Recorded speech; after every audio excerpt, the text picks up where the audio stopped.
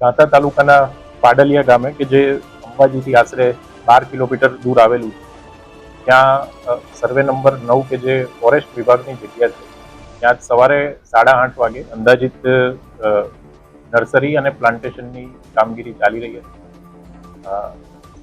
Forest વિભાગની સાથે સાથે પોલીસ અને રેવન્યુ ડિપાર્ટમેન્ટના લોકો પણ તેમની સાથે હતા.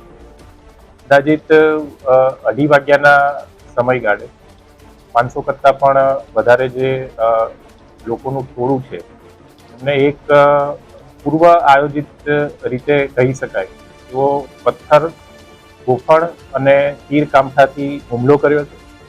આ જે હુમલો થયો એમાં ફોરેસ્ટ વિભાગ, પોલીસ વિભાગ અને રેવન્યુ એડમિનિસ્ટ્રેશનના અંદાજિત 47 જેટલા અધિકારીઓ અને કર્મચારીઓને ઈજા થવા પામી છે, જેમાંથી 45 જે અધિકારી કર્મચારીઓ હતા કે જે ઈજાગ્રસ્ત થયા હતા તેમને અહીંયા અંબાજી સિવિલ હોસ્પિટલ ખાતે લાવવામાં આવ્યા હતા અને એમાંથી વધુ સારવાર માટે 9 જણાને હાલમાં પાલનપુર ખાતે રિફર કરેલા છે અને 2 અધિકારીઓને સીધા જ પાલનપુર ખાતે અત્યારે સારવાર લઈ રહ્યા છે.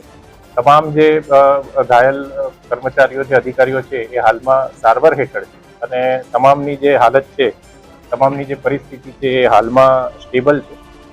પોલીસ વિભાગ દ્વારા હાલમાં FIR જે નોંધવાની કાર્યવાહી ચાલુમાં છે અને આ સંદર્ભમાં પોલીસ વિભાગ દ્વારા કડકમાં કડક કાર્યવાહી કરવામાં આવશે.